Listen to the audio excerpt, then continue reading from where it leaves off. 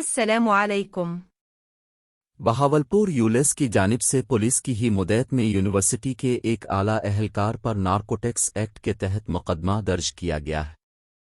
درج مقدمہ میں مدعی سب انسپکٹر محمد افضل نواز ہیں، جن کے مطابق وہ چند پولیس اہلکاروں کے ہمراہ بہاولپور میں بغداد الجدید موڑ پر فرائض سرانجام دے رہے تھے۔ جب ایک سفید رنگ کی گاڑی کو پولیس نے روکنے کا اشارہ کیا تو گاڑی والے نے سڑک کی غلط جانب سے تیزی سے واپس موڑنے کی کوشش کی۔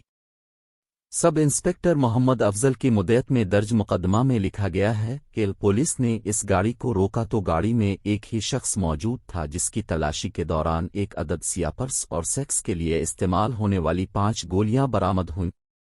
درج مقدمہ میں کہا گیا ہے کہ پرس کی تلاشی کے دوران ٹرانسپیرنٹ مومی کاغذ میں لپٹی ہوئی کرسٹل آئس برآمد ہوئی، جس کا وزن 10 گرام تھا۔ ایف آئی آر میں یہ بھی کہا گیا ہے کہ گاڑی سے 2 عدد موبائل فون بھی برآمد ہوئے، جن کا موقع پر جائزہ لیا گیا تو دونوں میں مبینہ طور پر لاتعداد فحش ویڈیوز اور خواتین کی تصاویر موجود۔ ایف آئی آر میں دعویٰ کیا گیا ہے ملزم نے اپنا تعارف اسلامیہ یونیورسٹی کے چیف سیکیورٹی افسر کے طور پر کرواتے ہوئے تسلیم کیا کہ اس کے فون میں موجود مبینہ ویڈیوز یونیورسٹی کی مختلف طالبات اور حکام کی ہے۔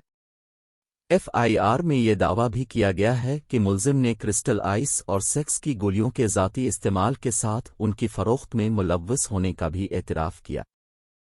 پولیس کے مطابق موبائل فون سمیت برآمد ہونے والی تمام اشیاء کو فورینزک رپورٹ کے لیے لیبارٹری بھجوا دیا گیا ہے۔ دوسری جانب بہاولپور اسلامیہ یونیورسٹی کے قانونی مشیر فاروق بشیر ایڈوکیٹ پولیس کے ان الزامات کو من گھڑت اور جھوٹا قرار دیتے ہیں۔